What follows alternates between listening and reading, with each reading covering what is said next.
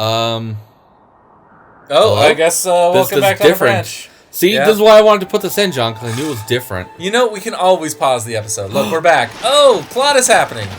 Ooh, I want that white horse. Can we ditch aggro? It's okay. Will aggro be sad? Aggro will be very sad. I bet those white horses have better controls than our horse. White horse. There's only one white horse. The rest of them are brown. Oh, sorry. I didn't realize there was a camera cut. I thought there was just two white horses. So majestic. I am Fat Neck McPriest guy. Yeah. So why do you think they're wearing masks right now? Because they're part of a cult. I was gonna say global pandemic, but sure. They're part of a global pandemic. That was a real softball there for you, Amarith. Yeah, I swung, I fucking whiffed, and then I threw the bat back at the pitcher. Just like when your parents used to make you play baseball. Yep. Oh boy! Not the first it. time I woke up dazed and confused, surrounded by a bunch of naked dudes. I'm sorry, what? I mean, I assume they're naked. They don't appear to have any clothing. I mean, you don't know that. Yeah. You don't know me. Do we want the cryptic message, or are we just gonna pause now? I think we're just gonna we'll be right back at the closer to the Colossus. Hey, we're back in the episode.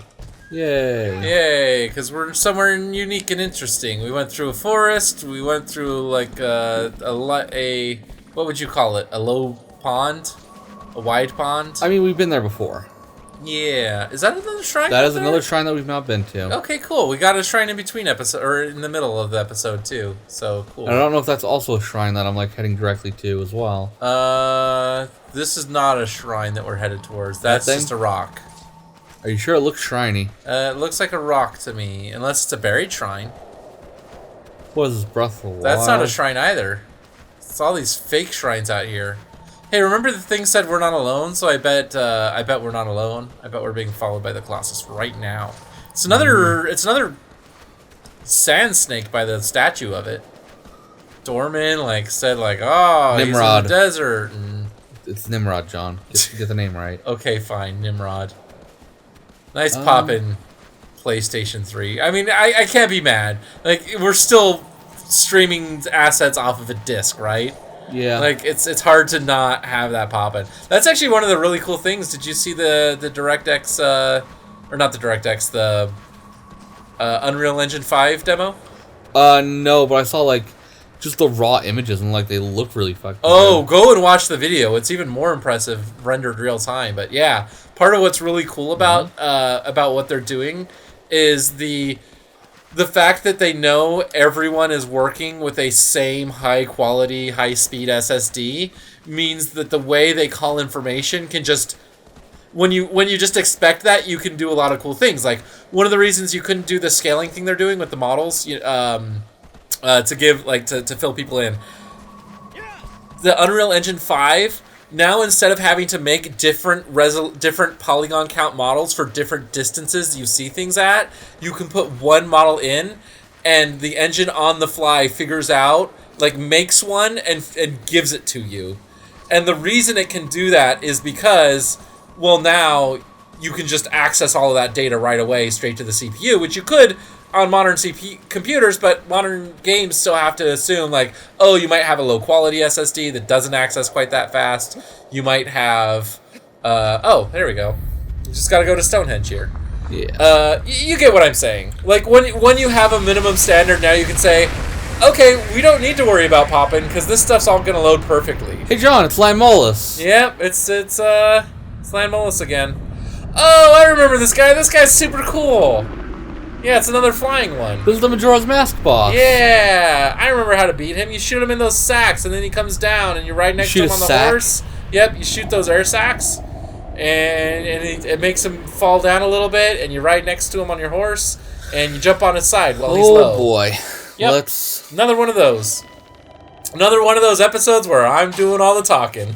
'Cause I gotta do the concentrate-y. Yeah, I mean, get on aggro because you're gonna need to be able to go fast, and I don't think you're hitting him. Probably not. You know what I'll do? I'll tell the story, or were we in the middle of something else? No, you're just explaining the whole Unreal thing. Oh yeah. So yeah, it has like dynamic model detail effectively. That is thanks to the fact that they know you have this nice, good SSD on hand. They can expect more out of the technology. Yeah, so they don't have to unzip it and load it. Well, that's the other thing. You had this. The bottleneck was always your drive, so the data would be compressed. So your CPU would have to uncompress it. Well, now there's high enough bandwidth that we don't have to bother, and our hard drives we are just getting deal bigger. with it raw. Yeah. That is the one downside, is the hard drives aren't getting bigger fast enough, right? You can't fit an entire library of games onto you cannot fit what will be your entire library of your games onto the console that you're going to buy.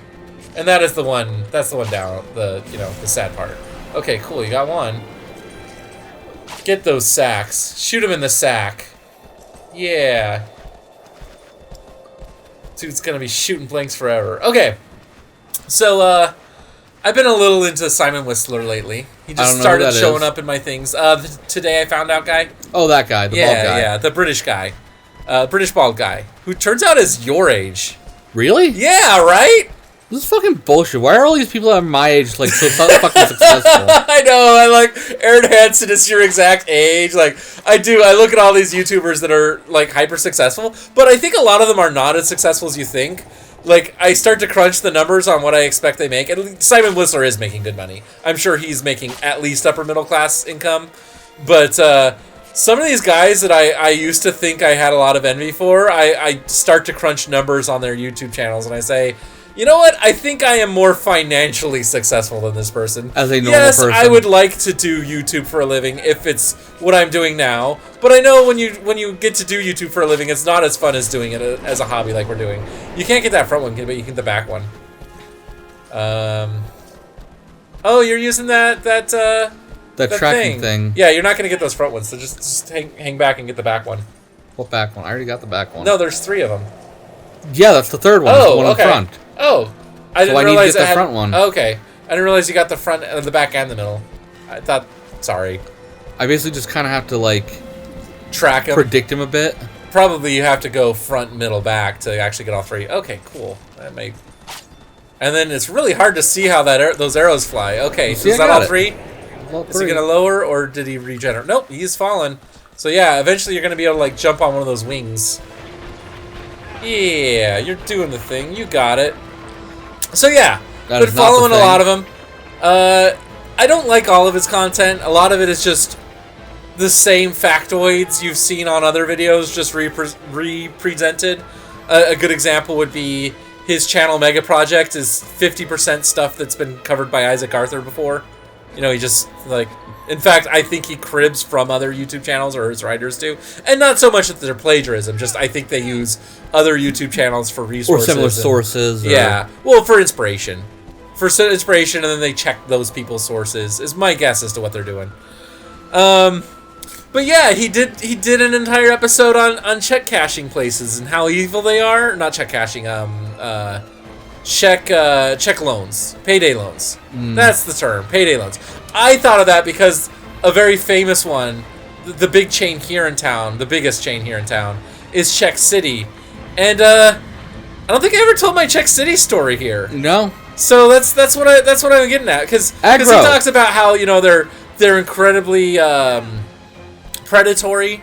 They're oh no. Okay, cool.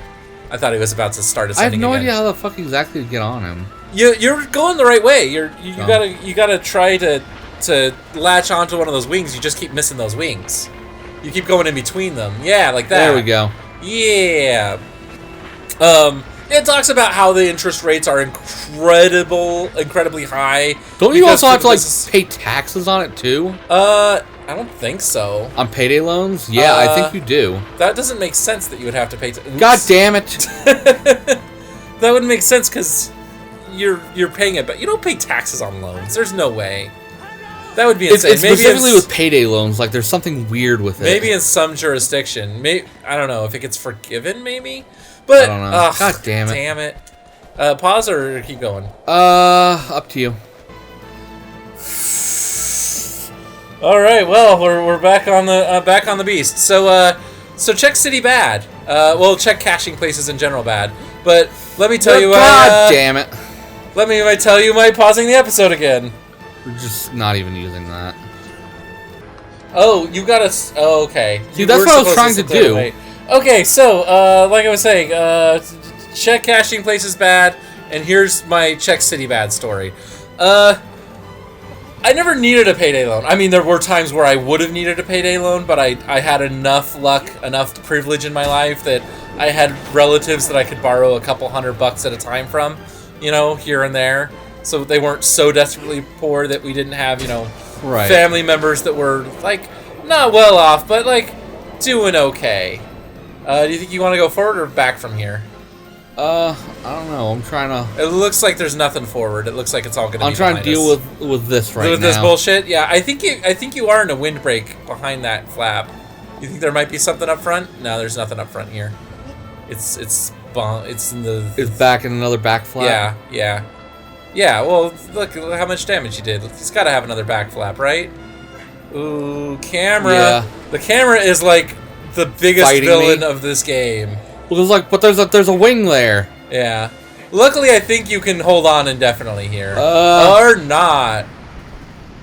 See if you can grab him on the way back up, if you can wiggle back up fast enough. Or we're just going to fucking take a dirt nap. Yeah, or we're going to take a dirt nap and have to climb back up on this guy, but we'll see. Nope, another dirt nap. Good job. Hey, you were talking about the little spiky things on around his, I wouldn't call it his tunic. Where the fuck did he go? You pointed out that he has one of those for each Colossus we've slain. And so far, at least, and I don't know. I had just assumed that those were part of his costume all along. Like, I have to look at it now. But I'm like, you know, come to think of it, I think they have been increasing in count. It could just be that his what would you call his flaggy thing he wears on his neck is like not quite a poncho. It could be that has been getting darker, and so it's just the contrast is pointing it out to us. Why is it saying that he's over there?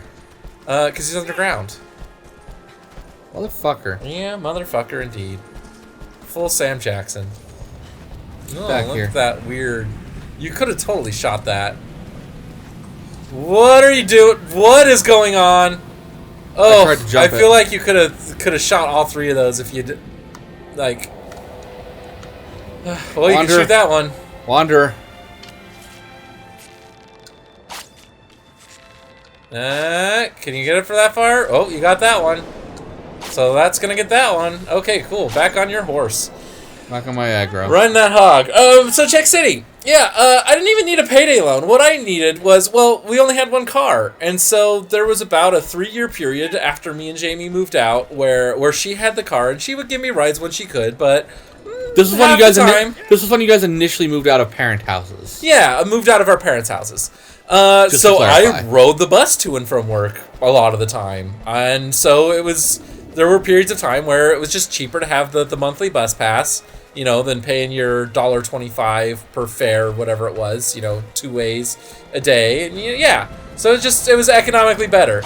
And so bus passes were not just the most accessible thing. Later on in my life, I noticed they were. Like, they got better over time. At one point, you could buy them at most casinos, you know, like, if you worked for them. Like, there was just a place near HR, you could buy one from a kiosk or from a person behind a desk, and they just pass the money down to the bus station. He does have a pair of back wings, but it's probably easier to get on these because these stay down. Yeah. And yeah, so I looked up on the website, and there was maybe like 20 places around town that sold them, and half of them were Czech cities. And I'm like, okay, I'll go buy one at a Czech city. It's better than going downtown to the bus depot that's way out of our way. And it was just, you know, it happened to be on me and Jamie's path home one night. You know, one night she was giving... Hold, right? Well, it's the fact that I'm on the side. I'm not... Oh, okay. Luckily, he's eventually going to ascend, and you'll be... able to move on this, hopefully. Wanderer. Maybe. There we go. Just hang tight. Yeah, just hang 10.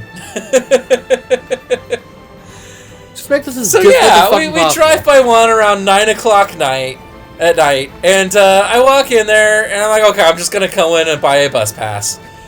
And I go in, and there's one guy behind the counter. It's behind a bulletproof glass. This is in, not the ghettoest part of town, it's in a businessy part of town. For those of you that know Las Vegas, Rainbow and Sahara-ish, maybe Rainbow and Charleston, you know, like busy commercial area. Commercial area. Okay, you're gonna... I see what you're doing. Yep. Oh! Well, I'm glad we got that on video. This is a little buggy. I'm also glad we have all the stamina in the world. Spending all that time on the lizards is paying off. Okay. Just keep going that way, Wanderer. Yeah. Don't tumble next time. Like, oh sure, this will work. I think I can do this. I hope you can. So yeah, just one guy, and I hear him as I go in. He goes, "Hey, welcome to Czech City." Like, he said that multiple times to me. I remember. Hey, welcome to Czech City. Oh, because other people walked in while I was in there at some point. But yeah, I go in there and I'm like, hey, I want to buy a bus pass. And he's like, cool, I can sell you this bus pass, but you have to take out a Payday loan to buy it. What? Yeah, and I'm like, what? He's like, yeah, we can't just sell them to you. I'm like, but on the RTC's website it says you can just buy them. You know, the Can't Afford Transportation's website.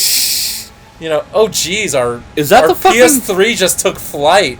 Are you serious? Ugh, we'll be right back again. This motherfucker. You know what? We'll be back next time on The Branch. Ugh.